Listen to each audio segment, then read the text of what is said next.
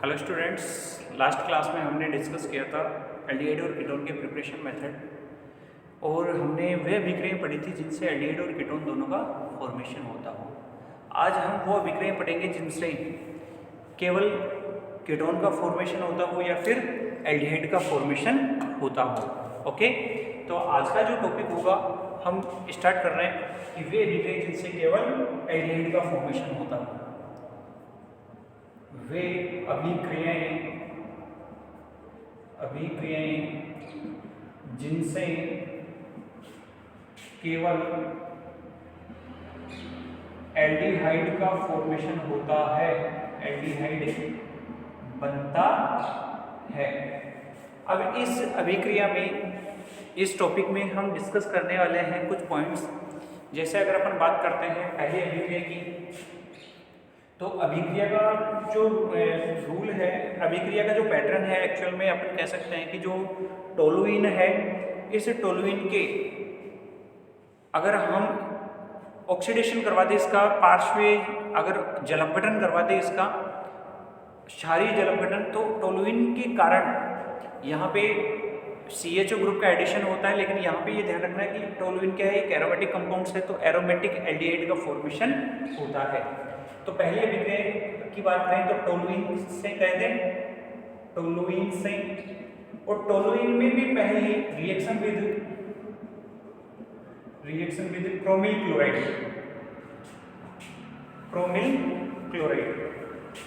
Reaction with chromyl chloride, और chromyl chloride क्या होता है, CrO2Cl2 के साथ अपन रिएक्शंस को प्रोसीड करते हैं, ये अपन को ध्यान रखना है। CrO2Cl2 के साथ क्रोमिल क्लोराइड के साथ रिएक्शन प्रोसीड होगी। चेक करते हैं रिएक्शन को, तो ये अपन ने CH3 को मेंशन किया है, इसकी रिएक्शंस 2 मोल CrO2Cl2 के साथ करवा सकते हैं। इसको हम ले सकते हैं OCrOCl2 की फॉर्म में। हाइड्रोजन का रिमूवल होता है, 2 हाइड्रोजन होगा, और अटैचमेंट होता है टोलुइन पर, और एक इंटरमीडिएट बनाती है CrOHCl2।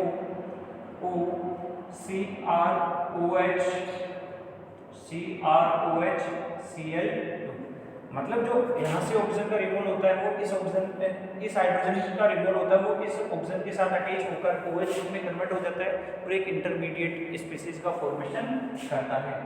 इस इंटरमीडिएट स्पीसीज का जब हम ऑक्सीडेशन करवाते हैं,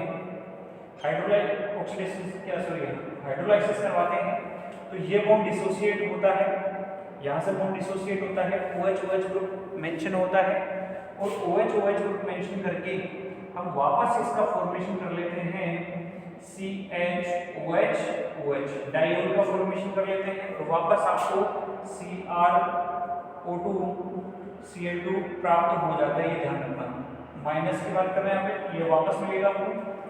यहाँ से डाइऑल बनते हैं, डाइऑल अपघटित होकर तुरंत H2O का रिमूवल करते हैं, और ये CHO ग्रुप इस पे मेंशन हो जाता है। इस अभिक्रिया को, कौन सी, टोलुइन की अभिक्रिया किसके साथ, क्रोमिल क्लोराइड के साथ है। इस अभिक्रिया को एक स्पेशल नाम से जानते हैं, जिसको अपन एटार्ड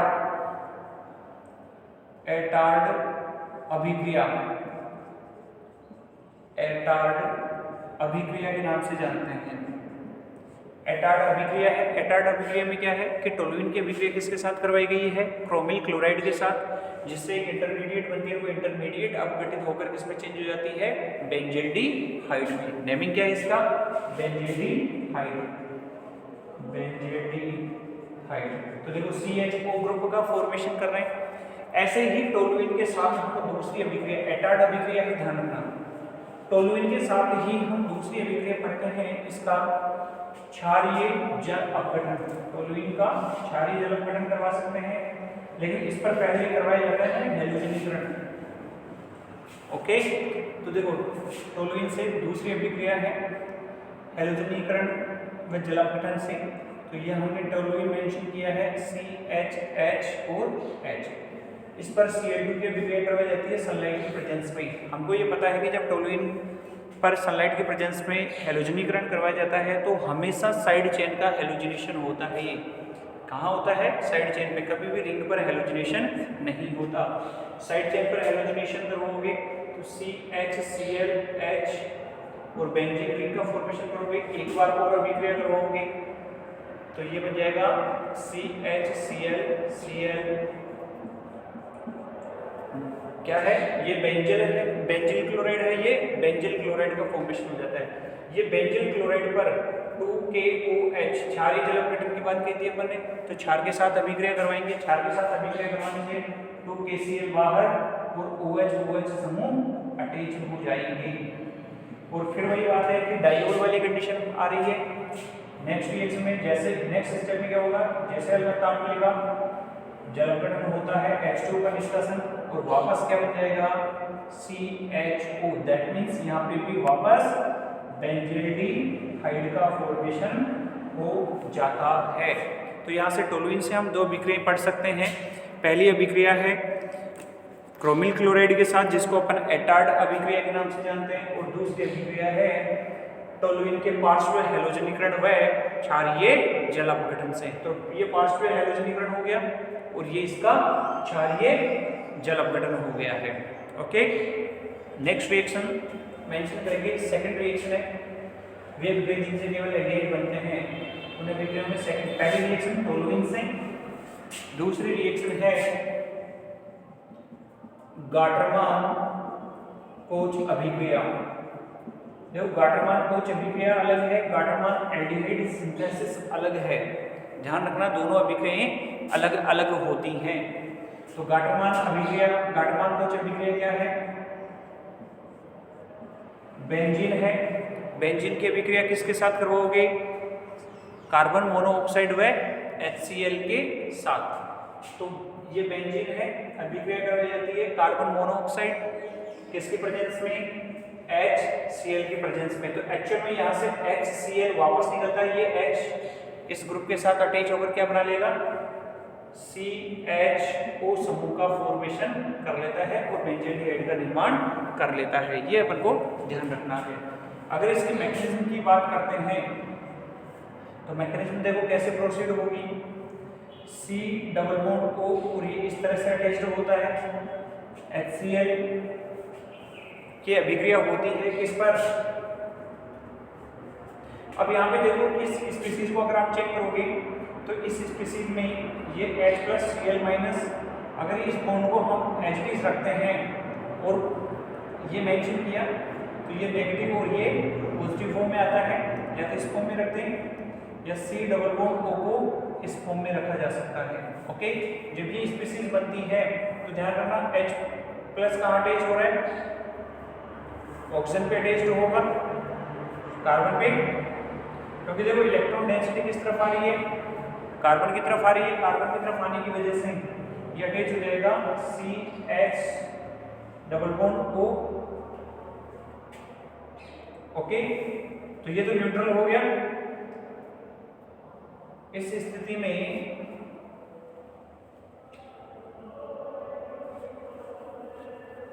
हम इसको एक बार वापस से एक बार इसको चेक कर सकते हैं। चेक करना है, क्या करना पड़ेगा? C double bond O plus HCl को अगर अपन मेंशन करें, या तो अपने पास एक दूसरा पैटर्न मेंशन कर सकते हैं। एक बार उसी पैटर्न को फॉलो करते हैं। देखो C डबल बॉन्ड O में क्या होता है? Benzene ring. जैसे मान लो इसी ग्रुप पे अटैच करना है, इसकी रिएक्शन किसके साथ करना है? C डबल बॉन्ड O के साथ। यस। अब यहाँ पे इस स्पीसीज की अगर हम बात करते हैं तो इसके पास तो लोन पेयर कंप्लीट है और इसका ऑक्टेट फुलफिल है, लेकिन ये इलेक्ट्रॉन डेफिशिएंट स्पीसीज है। इलेक्ट्रॉन डेफिशिएंट स्पीसीज होने के कारण इस पे आएगा पॉजिटिव चार्ज और ये कंटेन करेगा नेगेटिव चार्ज। तो जब यहाँ से इलेक्ट्रॉन शिफ्ट होते हैं तो ये अप्रोच करती है कार्बन, इस पर कार्बन अप्रोच करके स्पीसीज का फॉर्मेशन करती है C डबल बॉन्ड O और H यहाँ पे ऑलरेडी था, अप्रोच कर रही है। अब यहाँ पे अगर इस स्पीसीज की बात करते हैं, ये अप्रोच करती है तो नेगेटिव चार्ज यहाँ पे आएगा। कारण ये है, चाहे तो अपन इसको इस तरह से फिर से वापस एक बार समझिए इस रिएक्शंस को, क्योंकि बहुत इंपॉर्टेंट रिएक्शन है। ये इलेक्ट्रॉन इधर आएंगे तो यहाँ की जो इलेक्ट्रॉन डेंसिटी आएगी वो अप्रोच करती है इस पे, इसलिए इस पे नेगेटिव चार्ज आएगा और ये एज इट इज रह जाएगा। न्यूट्रलाइजेशन में है इस समय, ये नेगेटिव चार्ज है, न्यूट्रलाइजेशन है। अब जैसे ही यहाँ पे कौन सा चार्ज आ रहा है, पॉजिटिव चार्ज, ये H+ इधर शिफ्ट होता है, H+ शिफ्ट होगा, इधर ले लेते हैं इस X को, तो H+ रीअरेंज होके इस पे चला जाएगा, C डबल बॉन्ड OH, और ये पॉजिटिव नेगेटिव बॉन्ड फॉर्मेशन, और इस तरह से अपन यहाँ पे HCl एक कैटलिस्ट का काम करता है, ध्यान रखना। तो वापस से समझिए, जब इलेक्ट्रॉन डेंसिटी शिफ्ट होती है तो C डबल बॉन्ड O में ऑक्सीजन का ऑक्टेट कंप्लीट है, कार्बन का ऑक्टेट कंप्लीट नहीं होता, परिणाम स्वरूप ये इलेक्ट्रोफाइल की तरह ट्रीट करती है। चार्ज नहीं है, लेकिन ध्यान रखना इस कंडीशन में चार्ज नहीं है इस पे, लेकिन जब ये इलेक्ट्रॉन डेंसिटी इस तरफ देती है तो देने की वजह से इस पे क्या आ जाएगा, नेगेटिविटी आ जाएगी, नेगेटिव चार्ज आ जाता है, H+ रीअरेंज होकर वापस और CHO ग्रुप में चेंज हो जाता है। तो ये अभिक्रिया है गाटरमान अभिक्रिया। लेकिन ध्यान रखना, गाटरमान अभिक्रिया और गाटरमान कोच एल्डिहाइड संश्लेषण अभिक्रिया दोनों अलग अलग हैं, ये ध्यान रखना है आपको। एक बार मैं वो अभिक्रिया भी मेंशन कर देता हूँ। ये तो है गाटरमान अभिक्रिया, Gattermann coach aldehyde synthesis, aldehyde संश्लेषण कह सकते हैं। इसमें क्या होता है, फिनोल की अभिक्रिया करवाई जाती है HCN और HCl के साथ, तो यहाँ पे जो प्रोडक्ट बनेगा वो ये बनता है। तो देखो, गाटरमान कोच अभिक्रिया में बेंजीन की अभिक्रिया कार्बन मोनोऑक्साइड व HCl के साथ, जबकि गाटरमान कोच एल्डिहाइड संश्लेषण अभिक्रिया में फिनोल की अभिक्रिया HCN और HCl की उपस्थिति में, और वहां यहाँ प्रोडक्ट बन रहा है बेंजील्डिहाइड, यहाँ प्रोडक्ट बनता है, यहाँ कौन है, ऑर्थो सैलिसैल्डिहाइड प्रोडक्ट बनता है। तो इस तरह से हम बात करते हैं किसके लिए, वे अभिक्रियाएं जो जिनसे केवल एल्डिहाइड का फॉर्मेशन होता है। तो पहली अभिक्रिया हमने टोलुइन से की, दूसरी अभिक्रिया हमने किससे निर्धारित की है, गाटरमान कोच अभिक्रिया है। इसके बाद अपन थर्ड अभिक्रिया की बात करते हैं, तो थर्ड अभिक्रिया मेंशन करेंगे रोजेनमुंड अभिक्रिया। कौन सी अभिक्रिया है, रोजेनमुंड अभिक्रिया। तो फटाफट चेक कर लेते हैं अभिक्रिया को, रोजेनमुंड अभिक्रिया बहुत इंपॉर्टेंट रिएक्शन है। RC double bond OCl plus 2H, sorry name नहीं लिखा अपने, थर्ड रिएक्शन है रोजेनमुंड अभिक्रिया, रोजेनमुंड अभिक्रिया। RCOCl प्लस 2H किसकी प्रेजेंस में, कार्बन पैलेडियम हो सकता है, लेकिन साथ में BaSO4 होता है। कार्बन पैलेडियम के साथ साथ अपन क्या यूज कर सकते हैं, कार्बन और पैलेडियम के साथ अपन करते हैं BaSO4 को। अब यहाँ पे BaSO4 क्या काम करता है, यहाँ पे BaSO4 होता है उत्प्रेरक, सॉरी कैटलिस्ट, क्या बोलते हैं इसको, इनहिबिटर्स बोलते हैं, संदमक बोलते हैं। संदमक का मतलब ये है कि ये किसमें चेंज होता है, यहाँ से H और यहाँ से Cl, HCl बाहर, और अभिक्रिया में ये बनता है RC डबल बॉन्ड OH। लेकिन ध्यान रखना, जो एल्डिहाइड बना है वो हाइड्रोलाइसिस से अल्कोहल में चेंज हो सकता है। ध्यान रखना, फर्दर हाइड्रोजनेशन अपन करवा सकते हैं। लेकिन जो BaSO4 है, BaSO4 है, ये BaSO4 क्या करता है, यहाँ पे इस रिएक्शंस को, BaSO4 इस रिएक्शंस को नहीं होने देता, तो ये यहाँ पे विष उत्प्रेरक का काम करता है। विष उत्प्रेरक का, जो इनहिबिटर्स कह सकते हैं, इनहिबिटर अभिक्रिया की गति को स्लो कर देते हैं, कम कर देते हैं, अभिक्रिया को वहीं पे स्टॉप कर देते हैं। तो ध्यान रखना, अभिक्रिया बहुत इंपॉर्टेंट है। कार्बन पैलेडियम की प्रेजेंस में BaSO4 लिया जाता है। BaSO4 क्या है, एक विष उत्प्रेरक का काम करता है, जो एल्डिहाइड को अल्कोहल में कन्वर्ट होने से रोकता है, ये ध्यान रखना है। ओके, तो ये थर्ड रिएक्शन है, इंपॉर्टेंट रिएक्शन है, ध्यान रखना। रोजेनमुंड अभिक्रिया, कैटलिस्ट से हम आइडेंटिफाई कर सकते हैं इस अभिक्रिया को। नेक्स्ट रिएक्शंस की बात करेंगे जिनसे केवल एल्डिहाइड बनते हैं, तो वो है राइमर-टीमान फॉर्मिलीकरण अभिक्रिया। राइमर टीमान फॉर्मिलीकरण अभिक्रिया, फॉर्मिलीकरण अभिक्रिया और राइमर टीमान फॉर्मिलीकरण अभिक्रिया में फिनोल की अभिक्रिया किससे करवाई जाती है? क्लोरोफॉर्म के साथ करवाई जाती है। साथ में KOH दिया जाता है। AlCl3 की उपस्थिति में अभिक्रिया संपन्न होती है। उत्पाद दोनों बनते हैं, ऑर्थो और पैरा प्रोडक्ट बनते हैं। इस यहाँ ऑर्थो सैलिसैल्डिहाइड और पैरा सैलिसैल्डिहाइड प्रोडक्ट बनते हैं, लेकिन मेजर प्रोडक्ट कौन सा होता है? ऑर्थो। कारण उसका है कि ऑर्थो प्रोडक्ट जब बनता है तो उसमें हाइड्रोजन बॉन्डिंग होती है, जिससे एक एक्स्ट्रा रिंग का फॉर्मेशन हो जाता है। इस तरह से अभी इसकी मैकेनिज्म की बात करते हैं तो मैकेनिज्म में देखो दो तरह से इसके मैकेनिज्म हो सकते हैं, लेकिन अपन सिंपलेस्ट मैकेनिज्म की बात करते हैं। सबसे पहले CHCl3 AlCl3 के साथ रिएक्शन प्रोसीड करता है, ये बनाएगा AlCl4 minus plus CHCl2 plus. Electrophile बना दिया है। इलेक्ट्रोफाइल बनाने के बाद OH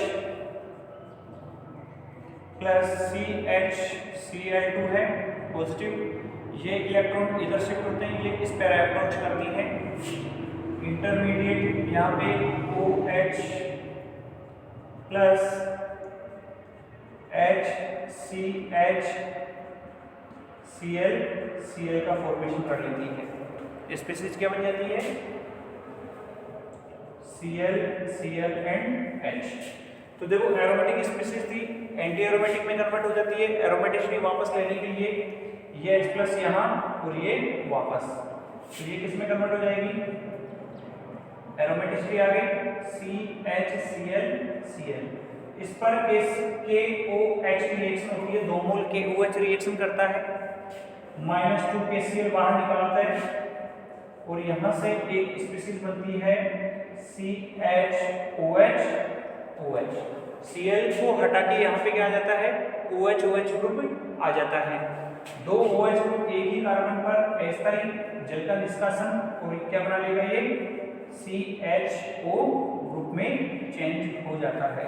इस तरह से ऑर्थो सैलिसैल्डिहाइड का फॉर्मेशन हम कर सकते हैं। ओके, इसके बाद अगर नेक्स्ट रिएक्शंस की बात करते हैं तो नेक्स्ट रिएक्शन होती है हमारी स्टीफन अभिक्रिया। आई थिंक ये कौन सी थी? अपनी तीसरी रिएक्शन थी। नेक्स्ट रिएक्शन को अगर प्रोसीड करेंगे तो नेक्स्ट रिएक्शन है हमारी स्टीफन अभिक्रिया।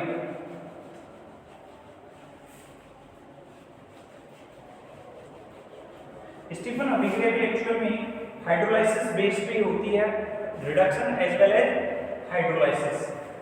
नंबर नेक्स्ट रिएक्शन है स्टीफन रिएक्शन। स्टीफन रिएक्शन और स्टीफन रिएक्शन होती है एल्किल साइनाइड पर। एल्किल साइनाइड पर किसकी प्रेजेंस में? SN और HCl की प्रेजेंस में रिएक्शन प्रोसीड होती है। देखो एल्किल साइनाइड होता है ये वाला, इस पर रिएक्शन किसके साथ अपन करवा रहे हैं? 2 हाइड्रोजन अवेलेबिलिटी की बात कर रहे हैं। SN और HCl की उपस्थिति में ये रिएक्शन प्रोसीड होती है और यहाँ से प्रोडक्ट बनेगा R। ये पहले स्टेप्स में दे सकते हैं, दूसरे स्टेप्स में इसको हाइड्रोलाइसिस करवा सकते हैं और प्रोडक्ट बन जाएगा RCHO। मैकेनिज्म की बात करते हैं तो मैकेनिज्म में SN प्लस HCl प्रोसीड करते हैं, SnCl2 प्लस 2 हाइड्रोजन अवेलेबल होते हैं। RCN में बॉन्ड शिफ्टिंग होती है साइनाइड की तरफ, H यहाँ पे यूटिलाइज होते हैं, एक H यहाँ एक H यहाँ, स्पीशीज बनती है RCH डबल बॉन्ड NH। इसको बोलते हैं अपन इमीन प्रोडक्ट बनता है इंटरमीडिएट। इस इमीन का हाइड्रोलाइसिस करवाया जाता है। हाइड्रोलाइसिस करवाने के लिए वो डिसोसिएट कर सकते हैं H2 और O को अपन राइट कर सकते हैं। H2 NH की तरफ अटैच करेंगे, ऑक्सीजन CH जो डबल बॉन्ड है उसकी तरफ राइट करेंगे, तो यहाँ से NH3 का डिस्कशन और प्रोडक्ट क्या बन जाएगा? RCHO। इस तरह से हम क्या बना सकते हैं? एल्किल साइनाइड से एल्डिहाइड का फॉर्मेशन कर सकते हैं by the Stephen reaction. Okay, तो यहाँ हमने ऐसी अभिक्रियाओं की बात की है जिनसे केवल एल्डिहाइड का फॉर्मेशन किया जा सकता है। अब कुछ ऐसी भी रिएक्शंस बचेंगी अपने पास बची हुई हैं जिनसे हम केवल कीटोन का फॉर्मेशन कर सकते हैं। तो आज की क्लास में हमने एल्डिहाइड का फॉर्मेशन किया, केवल वे अभिक्रियाएं पढ़ी है जिनसे एल्डिहाइड का फॉर्मेशन हुआ है। नेक्स्ट जो क्लास होगी, नेक्स्ट वीडियो जो हमारा होगा, उसमें हम डिस्कस करेंगे हमारे वे अभिक्रियाएं जिनसे केवल कीटोन का निर्माण होता है। तब तक हैव ए नाइस डे।